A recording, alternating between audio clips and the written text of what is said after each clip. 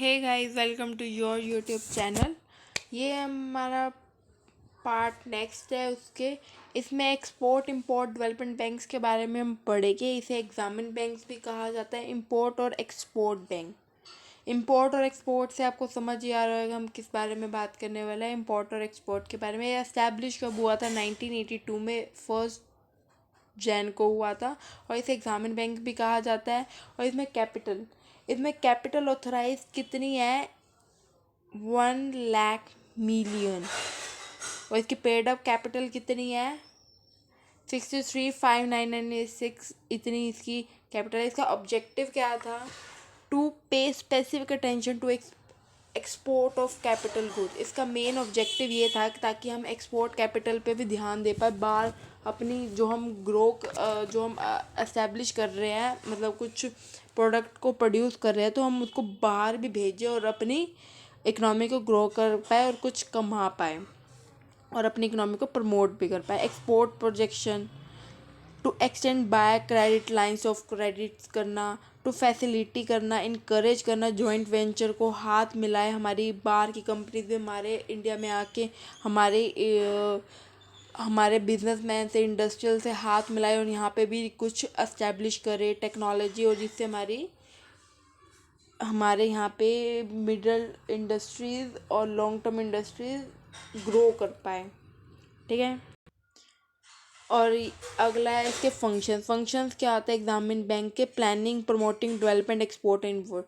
ये ना प्लानिंग करती है कि हम अपने अपने इम्पोर्ट को और एक्सपोर्ट को प्रमोट कैसे कर पाए और डेवलप कैसे कर पाए। और यहाँ पे हर स्मॉल सेक्टर से लेके बिग तक अपने काम में परफेक्ट हो जाए और अच्छा अर्न कर पाए।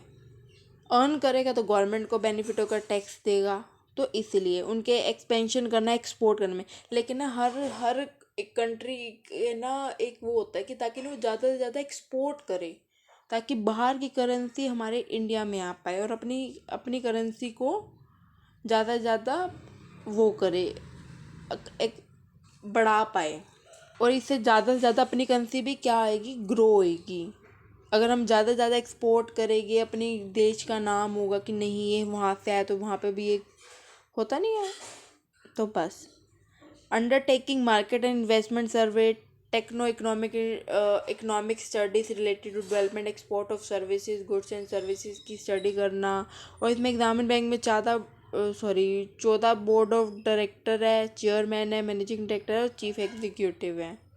ठीक है। इसके लिए इतना ही टॉपिक बहुत है, इतना ही है। और अगला है इन्वेस्टमेंट इंस्टीट्यूशन। इसमें हम 3 बैंक्स पढ़ेंगे। फर्स्ट है unit trust of India, UTIB bank कहते हैं।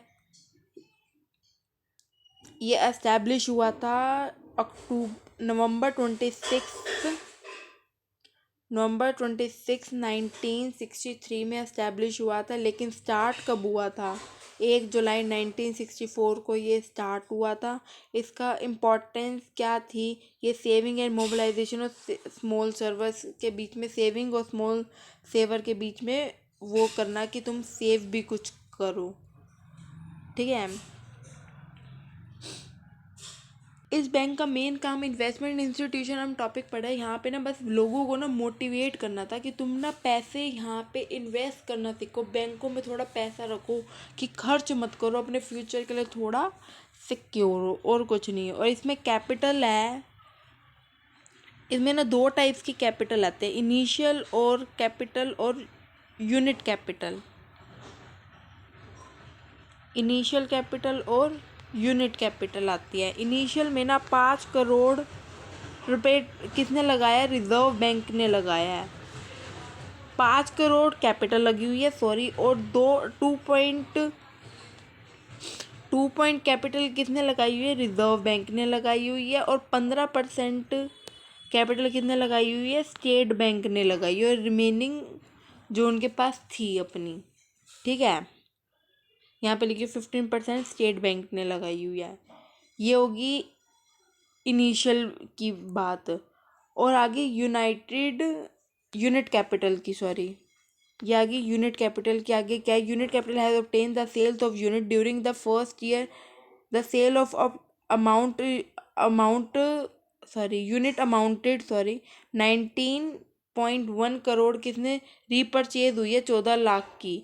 और इसमें क्या है, ये वैसे ना इतना इम्पोर्टेंट नहीं है, जितना मैंने आपको इतना पढ़ाया ना इतना ही सफिशिएंट है यहाँ तक।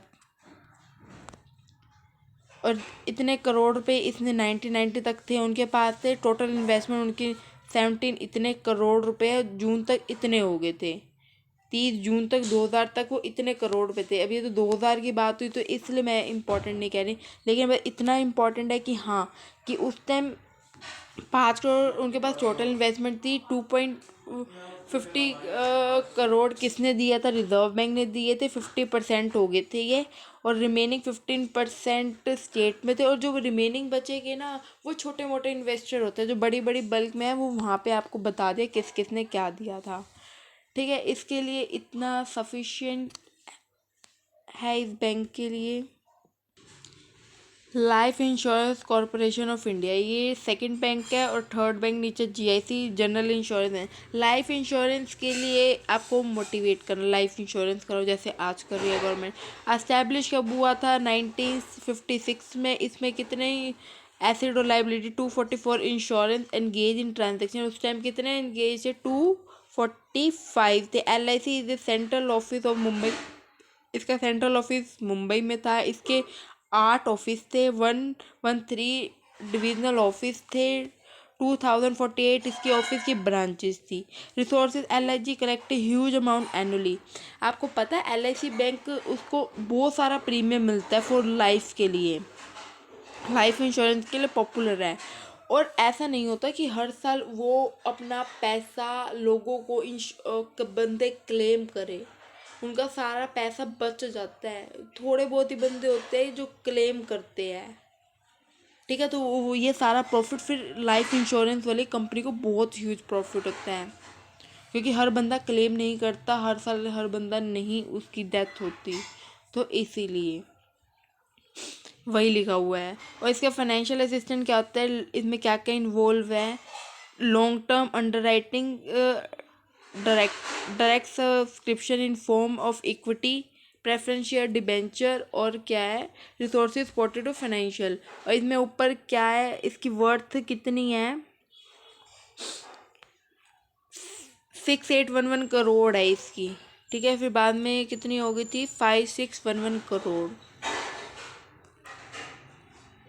जनरल लाइफ इंश्योरेंस एस्टैब्लिश कब हुआ था, नवंबर 72 में। इसके अंदर इंडियन और फॉरेन दोनों है, 107 है, ऑपरेटिंग करते हैं।